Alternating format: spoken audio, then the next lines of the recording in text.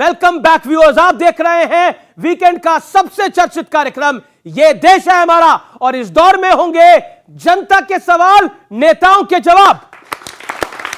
ये बजरंग दल पर बैन जरूरी था जो कांग्रेस पार्टी ने बात कही। सवाल सीधा है, इसका जवाब चाहता हूं। मेरा सवाल दूसरा है। आपका सवाल कैसे होता है? मैं बता रहा हूं ना, मैं जवाब दे रहा हूं। जवाब आपका होगा भैया, क्यों? जवाब किसका होगा? जवाब आपको देना है भाई। सुन लीजिए जी सर। समाजवादी पार्टी जात धर्म के नाम पे वोट नहीं मांगती है। हम सब प्रभु के बच्चे हैं। प्रभु के बच्चों के बारे में बात कब होगी? प्रभु के बच्चे समाजवादी पार्टी जाति के, आपने क्या बोला?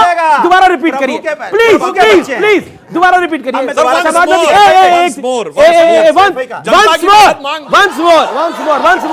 समाजवादी पार्टी देखिए सब मुस्कुरा रहे हैं अगल बगल में। समाजवादी पार्टी जाति के नाम पे वोट नहीं मांगती। बोल लो। समाजवादी जाति और धर्म के नाम पर वोट नहीं मांगती। एकदम नहीं। हम विकास के नाम पे वोट मांगते हैं। जिन्होंने बोला सैफई नाम लिया, सैफई एक गांव का नाम है। गांव में अगर हमें इन्होंने बोला अब आप सुनोगे, अब आप रुकिए। हम तो रुके 93 में किसने नारा दिया था? मिले मुलायम काशी राम, हवा में उड़ गए जय श्री राम। समाजवादी पार्टी ने। और ये किसका वोट बैंक होता था? MY समीकरण। बिहार के अंदर लालू यादव का और उत्तर प्रदेश के अंदर मुलायम सिंह यादव का। ये है जाति का समीकरण। अब ये है। अब स्वामी जी बांकर आपके हाथ कांपने चाहिए था। आऊंगा मैं आपके पास। स्वामी जी बांकर आपके हाथ कांपने चाहिए। नहीं लेना है तो बात ही खत्म हो गई ना। रोचक यह है कि देश की बेटियां ही बैठी हैं। कि गुड़िया श्रद्धा की बात करना गुनाह है? नहीं है। क्या देश की बेटियों में वो बेटी नहीं आती जिसका जिक्र अनुराग भाई ने किया? मगर राजनीति सूट नहीं करता होगा तो बोल दिए, या बोलूं क्या तो ये बोल दिए। खैर, मैं अपनी बात बताता हूं आपसे। इन्होंने कहा कि ये जाति की राजनीति नहीं करते। आप जानते हैं, जब से विधानसभा उत्तर प्रदेश में चल रही है और चुनाव अभी खत्म हुए हैं विधानसभा, इनकी दिली च्वाइस है और ख्वाहिश है कि जातिगत जनगणना हो। ये चाह रहे हैं, जातियों में नहीं बांटेंगे। अरे क्या मतलब है? जी एक सेकंड, आप जातिगत जनगणना चाहते हैं कि नहीं चाहते? मैंने बोला हाँ, तो सुन तो बोलने तो दो। अब बोलने तो दोगे? जी 2 मिनट भी नहीं ठहरे। अब बोलने दीजिए प्रभु। अब आप सुन लीजिए दादा, 2 मिनट प्रभु सुन लीजिए। अब मुझे दे दीजिए। मैंने इनको बोला, हमने बोला समाजवादी विकास की राजनीति करती है। हमने विकास गिनाया भी। हमने कहा जाति जनगणना कराओ इसलिए चूंकि पता होना चाहिए कौन लोग कितने हैं, किनकी संख्या है, कितने पिछड़े हैं, कम से कम उनकी मदद हो पाए। ये नहीं चाहते उनकी मदद। सुनो, ये नहीं चाहते उनकी मदद। जाति देखकर मदद होना चाहिए। नहीं, अब बढ़िया जाति देखकर मदद होना चाहिए। एक बात को बोला सुधांशु, मैं आपकी बताऊंगा। अरे हालात देखकर मदद करो भाई। कांग्रेस दो नाव में पैर रखना चाहती है। एक तरफ आप मुसलमान का वोट भी चाहते हो, दूसरी तरफ आप चाहते हैं कि हिंदू भी कहीं छिटके ना, थोड़ा बहुत छिटके लेकिन ज्यादा ना छिटके। एक पुरानी कहावत है, दो नाव पर जो पैर रखता है वो असल में डूब जाता है। मैं पूछना चाहता हूं बजरंग दल के साथी कार्यकर्ताओं से, क्या हश्र हुआ? एक बार वो परिवार के लोग याद करें। मैं नहीं कह रहा हूं, उत्तर प्रदेश की सरकार कह रही कि पुलिस की हत्या में बजरंग दल प्रमुख का हाथ। पुलिस कह रही है इनके मध्य प्रदेश में बैन करिए बच्चों, तो बैन करिए छत्तीसगढ़ के अंदर, बैन करिए राजस्थान के अंदर, क्यों नहीं बैन करे? हिमाचल प्रदेश में बैन करिए बजरंग दल के अंदर, करिए ना बैन, करिए बैन। आप लोग करिए, बजरंग दल को बैन करिए। बोल दिया जी। बजरंग दल अगर सद्भावना रखेगा तो स्वागत करेंगे, बजरंग दल दुर्भावना रखेगा तो हम क्या कोई अभी आपने तो लिस्ट कराई कि इतना कुछ खराब कर रहे हैं। नहीं चाहते आप एक इतना कुछ खराब कर रहे हैं। आपको ये मेरे को कोई परेशानी नहीं है सर, आप सवाल का जवाब दीजिए ना। अमीश देवगन जी, भारतीय जनता पार्टी की सत्ता को पोषित करने का संगठन है वो। मैं आदरणीय हमारे संत महंत साहब से पूछना चाहता हूं, एक बार भी आपने इन अवसरों पर क्यों प्रश्न खड़ा नहीं किया? क्या बजरंग दल के साथी कार्यकर्ताओं को प्रशस्त मार्ग देने का दायित्व आपका नहीं था जब यह सब कुछ घट रहा था? और क्यों कहते इन्होंने कहा यूनिफॉर्म सिविल कोड लेकर आएंगे? जानते हैं उसकी सच्चाई? जून 2016 में इन लोगों ने लॉ कमीशन को कहा कि यूनिफॉर्म सिविल कोड के लिए प्रस्ताव तैयार कीजिए। 18 में मोदी सरकार के अब आयोग ने कह दिया कि इसकी आवश्यकता नहीं। इन्होंने कहा हम नया लॉ कमीशन, जब एक्सपोज हो गए कहा नया लॉ कमीशन बना रहे। 2020 में बनाया, 2 साल तक उसका अध्यक्ष तो आप क्या कह रहे हैं? एक मिनट सुन लीजिए अमित जी, चैलेंज कर रहे हैं। एक मिनट। एनआरसी, अमित शाह बंगाल गए कि एनआरसी लाऊंगा, मुसलमानों को यहां से बाहर खदेड़ दूंगा। क्या हुआ? अभी लोकसभा में जवाब दिया कि राष्ट्रीय स्तर पर एनआरसी का कोई प्रस्ताव हमारे पास नहीं है। जितने भी बातें ये लोग कर रहे हैं, इन्होंने जाति जनगणना की बात की। सुधांशु त्रिवेदी जी को चुनौती देता हूं, ये कहे अबे जी सवाल सुन लीजिए ना आप ही से सवाल है, प्रेस कॉन्फ्रेंस थोड़ी है। मेरी भावना कोई, मेरी भावना तब आहत होती है जब आप बजरंग बली की भावनाओं को आहत करते हैं। मेरा सवाल बड़ा सरल है, आप कह रहे हैं कि आप बीजेपी को चैलेंज कर रहे हैं कि यूनिफॉर्म सिविल कोड लाके दिखाए बीजेपी, आप ये कह रहे हैं कि हिम्मत है तो करके दिखाए। आपने बोला हिम्मत है तो 370 हटा के दिखाए, हटा दिया इन्होंने। आपने बोला राम मंदिर बना के दिखाओ, इन्होंने कर दिया। अब बताओ, इन्हें चैलेंज मत करा करो, कितनी बार बनाया आपको, क्यों करते हो आप लोग? 24 का चुनाव पड़ा हुआ है, कई यूसीसी ले आए, फंस जाएंगे आप। मैं सनातनी हिंदू हूं, मेरे वक्त आने भगवान पर बता मेरे देंगे भगवान तुझे आसमां, मेरे हम अभी से क्या भगवान बता दें जो हमारे मेरे दिल में है। भगवान राम, प्रभु श्री राम वचनों की मर्यादा में बसते हैं। वो ऐश्वर्य के आडंबर में, महलों में नहीं रहते।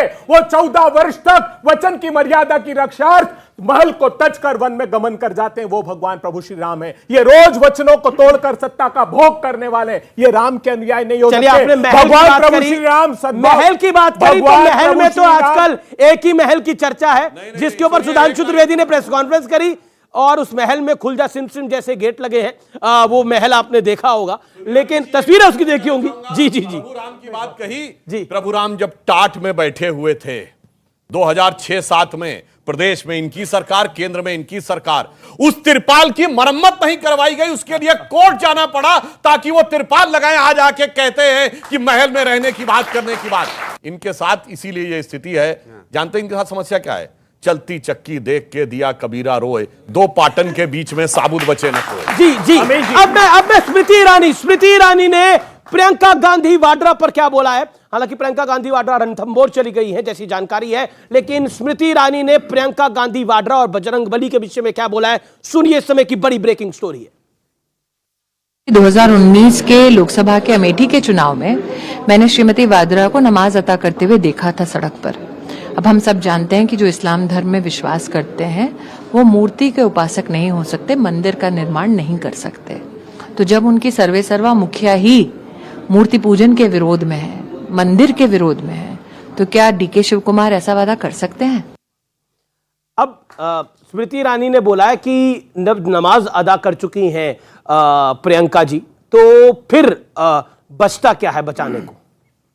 जय हनुमंत संत हितकारी, सुन लीजिए प्रभु अरज हमारी। जन के काज विलंब न कीजिए, भाजपा की सत्ता हर लीजिए। 40% जो कमीशन खाए 2019 में यही कर रही थी प्रियंका जी। ये सब मुखोटा लगाकर इसलिए घूम ये रहे हैं। प्रियंका जी की तस्वीर दिखाई ये दोबारा, मुखौटा जरा पीछे क्यों चलाइए लगा रहे हैं प्रियंका जी की जानते हैं तस्वीर। आप? क्योंकि कर्नाटका में हार की कगार पर खड़े। अभी आप जाइएगा घर और कर्नाटका के न्यूज 18 के कार्यक्रम को देखिएगा। वो पराभव भारतीय जनता पार्टी का प्रारंभ हो गया, ये बता रहे हैं। और यहां पर डिबेट इस बात पर मत भटकिए आप, ये शमशान कब्रिस्तान दिवाली रमजान में मत भटकिए, पूछिए तो हनुमान का मंदिर तो बनाने की बात आपने करी है। वो तो भगवान हनुमान का मंदिर बनाने की बात आपने करी है, उस पर रिएक्ट करा स्मृति ईरानी ने। भगवान तो भटका रही है कांग्रेस।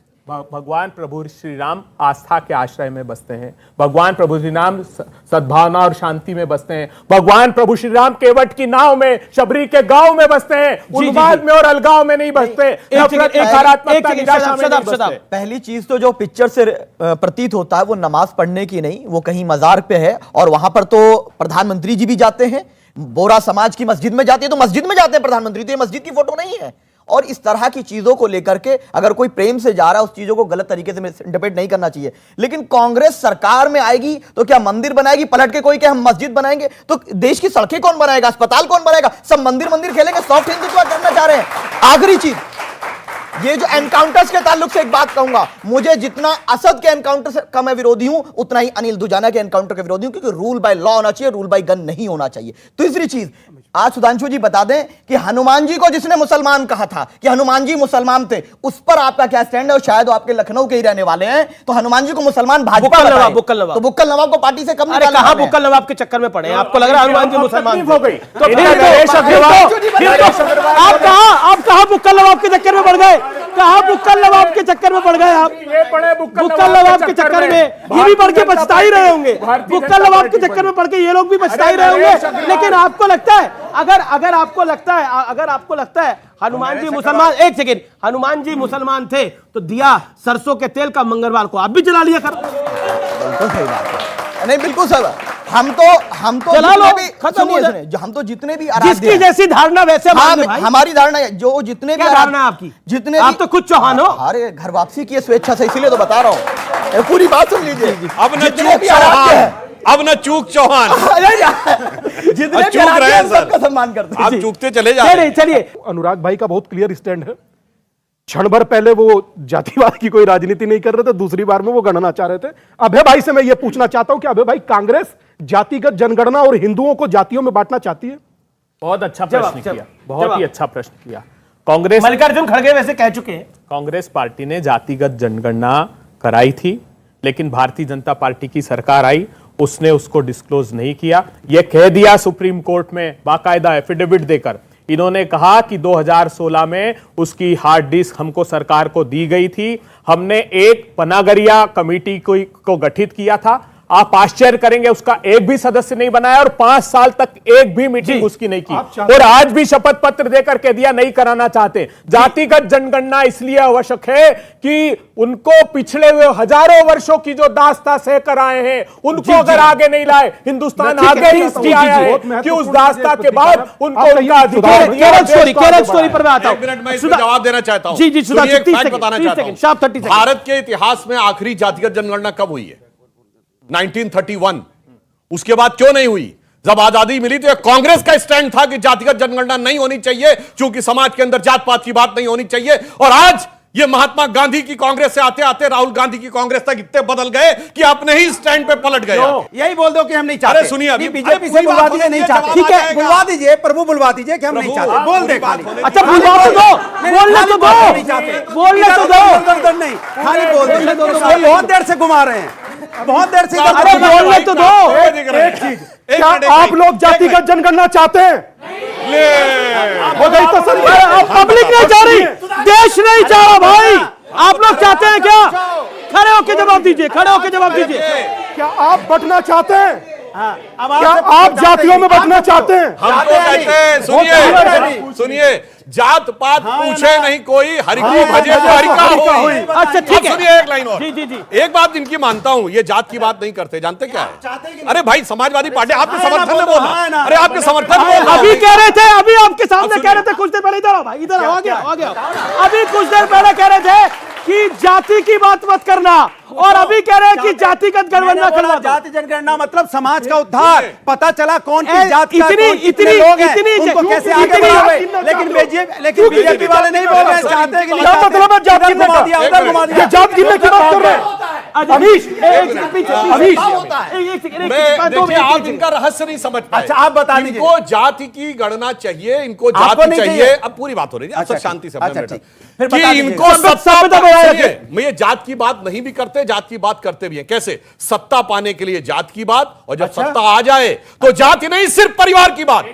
बात स्टार्ट हुई थी बजरंग दल को बैन करने की, आ गई बजरंग बली पे। Centre for monitoring Indian economy के आंकड़ों की बात करें सर, तो उसमें मार्च में हम 7.8% पे जॉबलेस थे। अब हमारी एम्प्लॉयमेंट बढ़ गई, अनएम्प्लॉयमेंट बढ़ चुकी है, जो कि हो गई 9.11%। उस पर कौन बात करेगा? जी जी जी, जवाब जवाब जी नहीं। जवाब जवाब। अच्छा सवाल आपका, अच्छा सवाल है, जवाब जवाब सुधांशु जवाब। पीरियोडिक लेबर सर्वे का डाटा है कि हमारी इस समय अनएम्प्लॉयमेंट रेट 4.1 पे आ गई है, जो 4 साल में सबसे कम है। और मैं एक और बात कहना चाहता हूं, एक बात बच्चों के लिए बताना चाहता हूं। ये बताइए, हम सबको इतिहास में ही बताया गया ना कि हम जात पात में बटे थे, इसीलिए गुलाम हो गए। बताया जाता है ना कि इतना बड़ा महान देश था, क्यों बता रहा? तो जो आज ये कहना चाहते हैं, ये उसी गुलाम की मानसिकता बना के रखना चाहते हैं, फिर चाहे भारत किसी भी प्रकार से विदेशी शक्तियों के अधीन हो। ओके ओके, आप हर बार रूप बदल के आते हैं। सर मैं सर एक बहरूपिया हूँ, जैसे परमात्मा नहीं नहीं, बहरूपिया नहीं है।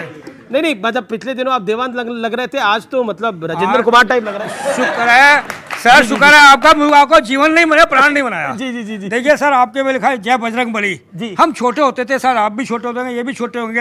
इन्होंने कभी भाई मेरी उम्र आप जितनी नहीं है। नहीं सर, मैं बताना चाहता हूँ, जय बजरंग बली तोड़ दुश्मन की नली, ये कहावत चलती थी पहले जी। कि जय बजरंग बली तोड़ दुश्मन की दुश्मन की नली। अरे आप भी चलती है भाई, नहीं, सब आज तो- बोलते हैं आज जय तो- जब पूजा करते हैं तो कहते हैं जय बजरंग बली तोड़ दुश्मन की नली। पर अब बदल दिया है ना जी। जय बजरंग बली, हमको सत्ता सौंप दे, बाकी तोड़ दे दुश्मन की नली। मुद्दे खत्म हो गए हैं कि आपको अब धर्म की राजनीति करनी पड़ रही है। कोई कहता है अल्लाहू अकबर कहकर बटन दबाइए, कोई कहता है जय बजरंग बली कहकर बटन दबाइए। जवाब बहुत अच्छा सवाल है। ओके ओके, और सवाल पीछे पीछे पीछे पीछे। सर, इस 10 के नोट की वैल्यू सर तब तक है जब तक ये पूरा है। इसको आप बांटिए मत कि गुज्जर, राजपूत, बनिया, ये वो। सर हम सिर्फ हिंदू है सर। जी जी प्लीज सर। जी जी। सबसे पहले तो हर मजहब ने ना हमें अच्छा सिखाया है, किसी मजहब ने भी हमें बुरा नहीं सिखाया है। और हम लोग बुरे क्यों बन रहे हैं ना, मैं सब लोगों को अवेयर करना चाहता हूं एज ए कॉमन पर्सन। जी जी बोलिए। वो ये है कि स्वाद वो लोग दे रहे हैं, हमको छिलका दे रहे हैं, तभी मुद्दे बढ़ रहे हैं। हमको ये देखना है कि सरकार हमें फल दे रही है या हमें छिलका दे रही है। उसके लिए हमें अपनी विजन और देखने का नजरिया नॉलेज के थ्रू बढ़ाना पड़ेगा। लेकिन आपने विजन की बात करी तो मेरी नजर जो है ये खोपड़ी वाली आपकी इस पर है। ये कहाँ से क्या पहना हुआ है, कोई तंत्र मंत्र तो नहीं करते भैया? नहीं सर, ये एक्चुअली म्यूजिक के लिए थोड़ा। अच्छा, ये मतलब म्यूजिक के लिए डाला हुआ है, मतलब इससे म्यूजिक अच्छा आ जाता है। आर्टिस्ट हूं मैं वैसे। आर्टिस्ट है। चलिए और सवाल सवाल सवाल सवाल। सर मेरा सवाल है कि जैसे बजरंग दल को बजरंग बली से जोड़ा गया है, तो क्या ये संजीवनी का काम करेगा बीजेपी के लिए? ओके, ये पकड़ लिया इन्होंने सवाल। ये मतलब इन्होंने इनको आपने कांग्रेस ने आपको एक फुल टॉस बॉल डाली, आप लोग भी छक्का मारने से चूकते नहीं है, और एक ही बॉल पे सब लोग छक्का मार रहे हैं। मोदी जी भी, अमित शाह जी भी, नड्डा जी भी, राजनाथ जी भी, स्मृति जी भी, सब लोग मार रहे हैं। देखिए होता क्या है कि वो कितना भी कोशिश करें, वो जो दिल के इनके जज्बात है ना वो संभल नहीं पाते हैं। ये गाहे बगाए उभर के सामने ही आ जाते हैं। जी, प्रधानमंत्री ने बोला कि केरल में चल रही आतंकी साजिश का एक खुलासा हुआ है। ये केरला स्टोरी फिल्म में क्या किया गया है, लेकिन देश का दुर्भाग्य देखिए कि कांग्रेस आज भी समाज को तहस नहस करने वाली है, कर रही है, आतंकी प्रवृत्ति के साथ खड़ी हुई नजर आती है। केरल स्टोरी के अंदर लड़कियों के साथ लव जिहाद हुआ, उनके साथ क्या क्या ट्रीटमेंट हुआ वहां पर, वो हम सब ने देखा है। लेकिन क्या आपको लगता है कि कांग्रेस को उस फिल्म के पक्ष में खड़ा होना चाहिए जो सच्चाई बता रही है? कश्मीर फाइल आया, आप उसके खिलाफ खड़े हो जाते हैं। केरल स्टोरी आया, आप उसके खिलाफ खड़े हो जाते हैं। क्यों? आप गलती से सीखते नहीं है? अभी मेरे साथी ने भी कश्मीर का प्रश्न किया। चुनौती देता हूं, आज नहीं भविष्य में कभी भी कश्मीरी पंडितों की हत्या पर प्रधानमंत्री जी का एक ट्वीट बता देना, एक ट्वीट सिंगल। जानते हैं आप क्या हुआ? कश्मीर फाइल्स बनी, देश के लोगों के सामने कांग्रेस के खिलाफ जहर भरा गया। 1990 19 जनवरी किसकी सरकार थी? विश्वनाथ प्रताप सिंह जी की सरकार को ये साथ दे रहे थे। कौन गवर्नर बनकर गया? जगमोहन। रघुनाथ मंदिर पर किसके सरकार का अपॉइंटेड गवर्नर था? राजीव गांधी की सरकार का। और सुनिए, नवंबर 1989 में लिख के दे चुके हैं राजीव गांधी को। आप बोल दीजिए किसका अपॉइंटेड? अरे मैं सारे प्रश्नों के जवाब दूंगा ना। किसका उस समय? एक मिनट, ये बता दीजिए सरकार किसकी थी? बता रहा हूं सारे। गवर्नर जगमोहन, उठाकर गूगल करके देखिएगा। सवाल बड़ा सीधा है। किसकी सरकार उस थी? वक्त बीजेपी ने गलती करी। भारतीय आज आप जनता केरल स्टोरी के साथ खड़े हैं कि नहीं खड़े? आज आप केरल, आज की बात करिए, केरल स्टोरी में जो लड़कियों के ऊपर अन्याय दिखाया गया उसके साथ मेरा जवाब आप दे दे प्लीज। जवाब दीजिए। आप ही दीजिए। मैं कैसे दूंगा? नहीं आप दीजिए। नहीं आप मेरे को बोलने ही नहीं दोगे तो आप दीजिए। बोल रहे हैं नहीं आप दीजिए, आप दीजिए। आप देखिए, बोलिए ना।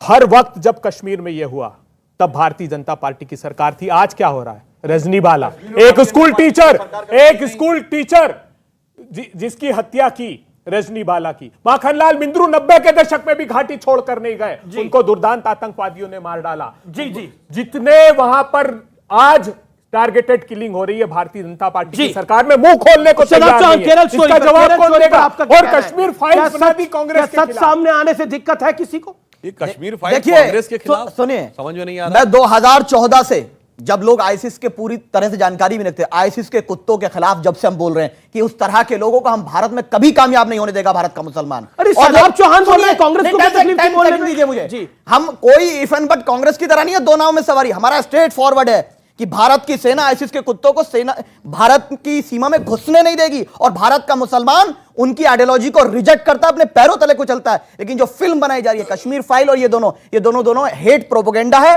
भारतीय मुसलमानों के खिलाफ। हम दोनों उसके भी खिलाफ नहीं। देखिए, ओके, सुधांशु त्रिवेदी, ये बताइए, मैंने तो साफ कहा है, तो कम्युनिस्ट पार्टी के मुख्यमंत्री ने बोला था, कम्युनिस्ट पार्टी की सरकार थी, केरल हाईकोर्ट ने बोला। मतलब आपका कहना है कि वो प्रोपेगेंडा केरल हाईकोर्ट चला रहा है? केरला की जिन बेटियों की कहानी है, क्या वो बेटी किसी की मां या किसी पिता की बेटी नहीं है? होंगी ना, पर उनकी बेटी शायद हो सकता है कि नहीं मायने रखती होगी तो इसलिए बोल रहे हैं। पर इस देश ने यह भी देखा है कि देश की सबसे बड़ी पंचायत में लोगों ने सिमी के पक्ष में भी बातें की। बहुत इंपॉर्टेंट बात है। सुधांशु त्रिवेदी, एक सवाल मेरा आपसे है और यह सवाल थोड़ा हटके है और मैं चाहता हूं कि आप इसका संक्षेप में जवाब दें। आपने अरविंद केजरीवाल के घर को सद्दाम हुसैन के और किम जोंग के घर से जोड़ दिया प्रेस कॉन्फ्रेंस के अंदर। माना वहां पे दरवाजे ऑटोमेटिक है, माना कि फर्श ड्रॉयर का है, बहुत महंगा पर्ल मार्बल का फर्श है, माना पर्दे 8-8 लाख रुपए के हैं, माना ऑटोमेटिक सिस्टम लगा हुआ है, लेकिन किम जोंग और सद्दाम हुसैन जैसा घर।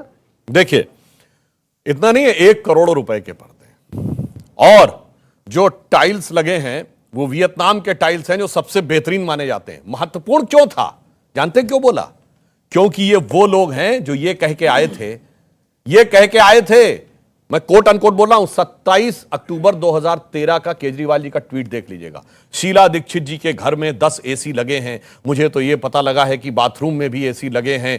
मेरा तो कलेजा कांप जाता है, यह शब्द है, मेरा तो कलेजा कांप जाता है कि जब 40% दिल्ली की जनता झुग्गी झोपड़ियों में रहती है तो किस तरीके से ये लोग एसी में रह पाते हैं। जिसने ये कह के अपना चेहरा बदला हो, अब मैं कहता हूं ये किम जोंग उन क्या थे?